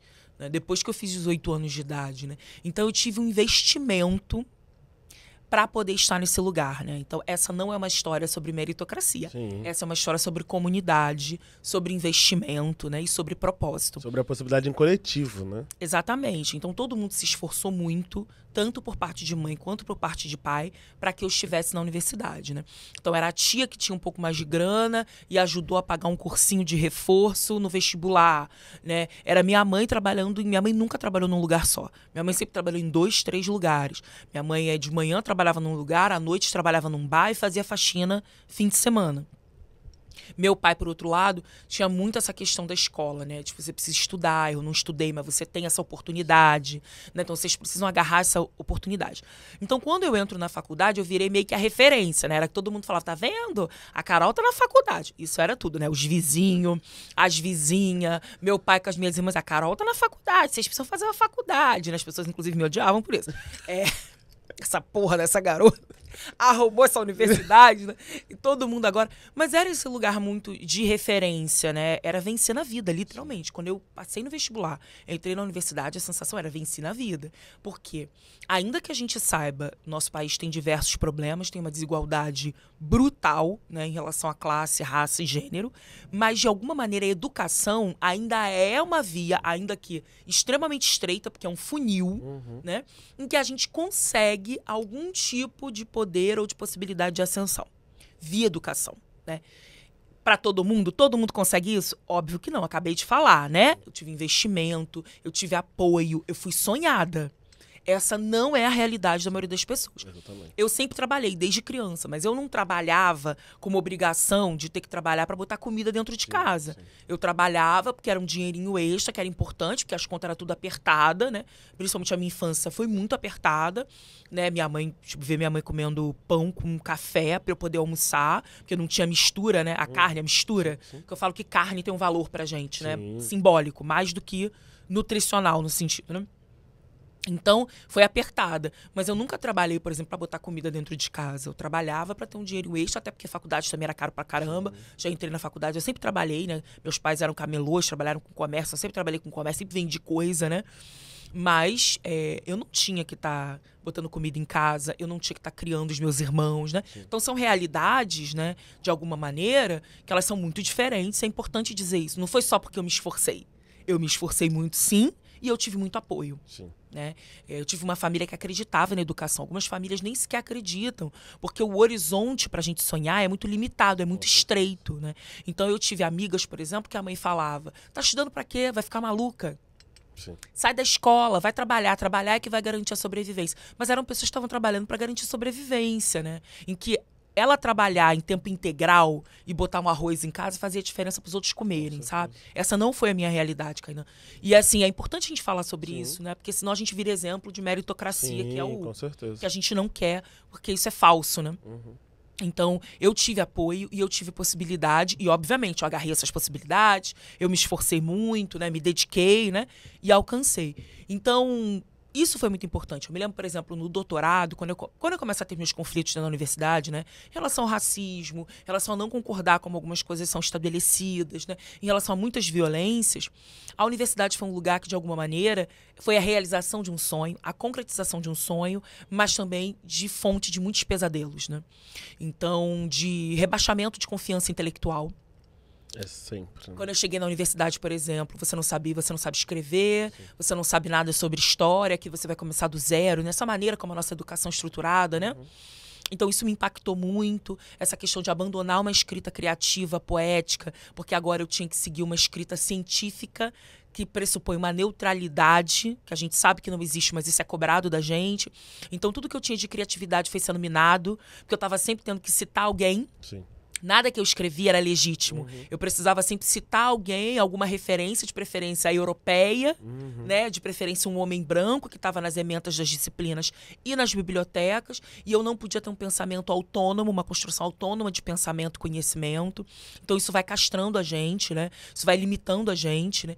Muitas vezes ouvi que eu não podia ter o tema de pesquisa que eu queria ser desenvolvido, porque não tinha quem me orientasse dentro daquele tema. E as pessoas não estavam dispostas a aprender e construir junto, né? Então, eu precisei abrir mão de alguns sonhos, abrir mão, enfim, de alguns imaginários narrativos que eu queria construir, porque eu não tinha uma referência dentro da universidade para poder dar conta disso. Por outro lado, também dei conta de outras coisas. Por outro lado, essa universidade também me fez acessar diversos conhecimentos que eu não tinha acesso, me fez construir metodologia, construir processo de pensamento escrita, né? Então, eu aprendi muitas coisas boas, né? E eu reconheço isso. Professores, por exemplo. Eu fui estudar bruxaria por causa de um professor, né? Que ele falou assim, eu acho que isso combina com você. Na época, não entendia nada do que ele estava dizendo. Eu demorei um tempo para entender que isso tinha tudo a ver com a minha história. Né? Mas ele já estava vendo em mim algo que eu mesma não via. Eu me lembro, a primeira vez que eu ouvi falar da Lélia, apesar de não ter lido ela em sala de aula, foi minha orientadora da graduação, que ela falou assim, você parece muito com a Lélia Gonzalez. Eu te olho nos seminários, nos encontros, e eu vejo a Lélia, porque ela tinha sido colega da Lélia de estudo. Né? Então eu falei, Lélia, e eu fiquei com vergonha de dizer para ela que eu não sabia quem era. Né? Que eu não sabia quem era. Né? Então, e aí depois caramba, dentro do movimento social, todo mundo falando racismo e sexismo na cultura brasileira, nananã, e aí eu fui chegar na Lélia Gonzalez, eu fui ler Lélia Gonzalez, né? Já era professora. Então, teve muitas coisas boas, tiveram também muitas limitações e violências, e minha relação com a universidade sempre foi contraditória, né? No sentido de, por um lado, é muito bom estar aqui e poder fazer essas sínteses, poder ter espaço. Eu sempre gostei de fazer pesquisa. Então, para mim, ter um espaço de incentivo da pesquisa... Eu sempre fui bolsista. Eu fui bolsista PIBIC. Eu tive bolsa de mestrado, eu tive bolsa de doutorado. Agora eu estou no pós-doutorado com bolsa. Então, todas as políticas públicas de incentivo à permanência, né, de alunos, alunas e alunos pretos dentro da universidade foram muito importantes para mim. Eu sou fruto das políticas públicas do governo Lula, né, em relação à universidade, inclusive a minha entrada na universidade. universidade, né? Então eu tenho plena consciência disso, que isso permaneceu. Então muitas coisas boas e também muitas violências, tudo ali junto e misturado, né? Sim. Quando eu chego no doutorado, eu tô muito frustrada com a universidade, né? Porque eu acho que quanto mais a gente vai galgando nesse espaço, mais a gente incomoda, sim, menos gente preta a gente encontra ou reencontra, sim, né? E mais violência também. Eu passei muita violência no meu doutorado, estava muito frustrada, e aí eu estava muito desanimada. E eu me lembro que várias pessoas, eu me lembro como se fosse hoje, que o Ivanir dos Santos, né, militante, enfim, professor doutor, e também, né, babalaô. O Ivanir olhou para mim um dia, eu fui desabafar com ele, fui na FRJ, ele estava formando um grupo de pesquisa na FRJ, e eu falei para ele, Ivanir, vou desistir. O Ivanir, enfim, eu tenho uma história com o Ivanir de infância, meu pai conheceu o Ivanir, militou com o Ivanir, enfim. Assim como a Helena Teodoro também, né? Outra professora preta. E ele virou pra mim e falou, não é sobre você. Você não pode desistir. Você não pode sair. Não é sobre você. Se você acha que fazer um doutorado é sobre você, você não entendeu nada. Isso não é uma escolha individual, né? Isso é uma escolha coletiva, né? Você tá fazendo isso coletivamente, você representa muita coisa pro teu povo, né? Para outras pessoas que querem estar nesse espaço, etc. E aí eu me lembro que aquilo me marcou muito. E várias pessoas diziam, você precisa desse título. Eu me lembro que as pessoas disseram isso ao longo do meu doutorado. Eu demorei 6 anos para terminar meu doutorado. Teve uma pandemia no meio, mas várias violências racistas. E aí, no final, as pessoas diziam sempre pra mim assim, você precisa desse título. Esse título vai mudar a sua vida. Esse título vai fazer a diferença na sua vida profissional. Esse título vai te dar legitimidade. E eu me lembro que eu ouvi isso muitas vezes, mas eu estava muito deprimida. Muito deprimida. Então eu estava ali no meio daquela. Consegui terminar o doutorado graças à ancestralidade, ao terreiro. Fiz muito ebó, fiz muita macumba para terminar um doutorado, principalmente bori e ebó. Para ficar com a minha cabeça equilibrada para poder dar conta. Por isso que eu digo, magia negra, espiritualidade negra, né? Toda a nossa cultura e as nossas tradições de matriz africana é o que permite a gente estar de pé. Com certeza. É o que permite a gente estar de pé. Se não for isso, né, você sabe disso na política, a gente já conversou várias vezes, como isso também foi o que te amparou, protegeu e sustentou nesse espaço. Se não for isso, a gente não fica de pé. Então, eu terminei o doutorado e aí eu me lembro muito dessa sensação, né? De fato, assim, esses títulos abrem portas, abrem possibilidades, abrem espaços, né? São importantes. Mas mais do que isso, durante o doutorado foi quando eu criei a tarefa Palavra Terapia.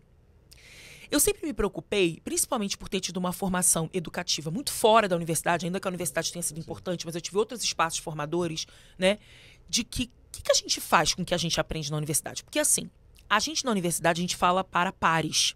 As nossas teses, monografias, dissertações, elas não são lidas por um público mais amplo, elas não são lidas pelo nosso povo preto.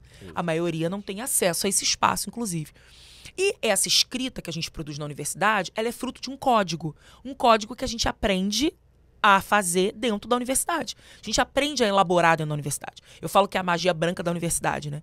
Que Macota Malvaldina, né, nossa ancestral, falava que magia é código. Sim. Então, a universidade tem um código. Cada espaço que a gente passa tem um código. A gente vai aprendendo esse código. A gente é inteligente, a gente aprende esse código. Mas eu acho que o risco é a gente não aprender esse código e deixar o nosso código, a nossa magia negra, a nossa magia preta, a nossa corporeidade, a força da nossa oralidade, inclusive na nossa escrita, de lado. Então, a minha questão é, o que eu faço com isso aqui? E aí eu fiz a tarefa Palavra Terapia. E aí eu comecei a fazer as oficinas de escrita, que não são escrita acadêmica, são escrita criativa, né? Em que o corpo é o protagonista, né? Não o cérebro, a mente, o pensamento, né? E aí eu comecei a desdobrar o que eu estava pesquisando na universidade em projetos que pudessem alcançar as pessoas em outros espaços.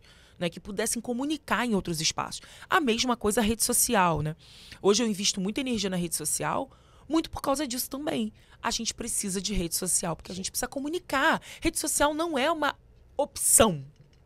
A gente não tá na rede social porque a gente tem tempo sobrando, porque eu não me acho digital influencer, eu sou uma professora. Sim. Só que aquele espaço me permite alcançar pessoas, é estratégico pro trabalho que eu preciso fazer, né?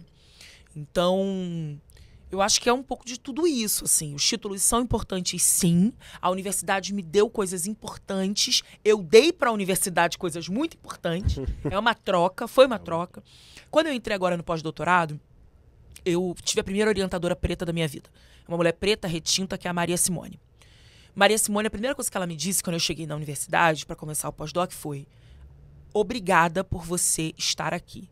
Nós estamos muito felizes de receber você nessa universidade. Eu nunca tinha ouvido isso na minha vida. Sim. E aí eu fiquei tão desconcertada e ela virou pra mim: nunca se esqueça que você oferece muito à universidade. É a universidade que tem que agradecer por seu corpo estar aqui, pela pessoa que você é estar aqui. Né? E o que eu puder fazer para que você também aprenda um monte de outras coisas, nós vamos construir esse caminho juntas. Né? No pós-doutorado, foi a primeira vez que eu tive, foi a primeira vez que eu entro por cota, o meu pós-doc é por cota. Sim. Foi a primeira vez que eu tenho uma orientadora preta, retinta, e a primeira vez que eu entro na universidade não com a sensação de que eu sou incapaz, mas com a sensação de que eu estou entrando para contribuir. Demorou, mas chegou. Estamos em 2024. E estamos transformando esse negócio aí. Eu acho que é isso. Eu acho que essa fala, gente, eu amo, né? Porque... Fala beça também, né, gente? Não, eu acho que é porque... Antes da gente se encontrar, eu fui olhar sua rede, né? E eu acho que Sim. O que você falou agora é sobre uma frase que me inquietou. E eu acho que essa semana, enfim, né? É uma semana de muitos elementos. Então, essa frase tá ecoando. Pra gente encerrar, Sim. Eu vou falar a frase e aí você comenta rapidamente. Sim. Pra gente... encaminhando. Não posso aceitar pouco de ninguém. Orixá me dá muito. Sim. Isso eu li e eu falei... Eu tava fazendo o roteiro e eu falei, gente... E você acabou de falar disso, né? Sobre este lugar. E é muito difícil... pós-iniciação, a gente voltar a entender a realidade do mundo. Para mim, eu acho que é um dos maiores desafios. Porque o orixá me dá muito de fato. Sim. E nenhum humano entende e vai me devolver o que o orixá me dá.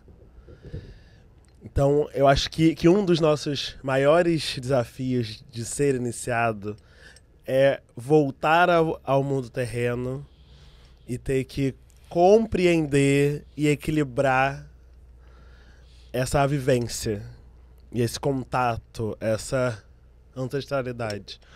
Porque não é só quando o orixá muda a sua rua que você... eu vou por aqui e vai por ali. É sobre a vivência e entender o que é orixá, né? Então, acho que... casa tudo, né?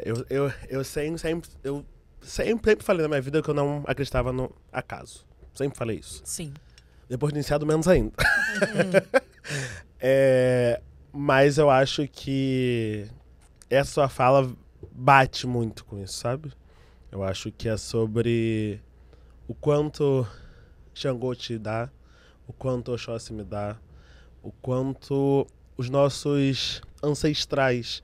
E eu acho que quando a gente fala de academia, eu sou muito resistente à academia, mas é a possibilidade dos nossos ancestrais, em nós, de ocupar o lugar que foi arrancado deles. Nem foi tirado, né?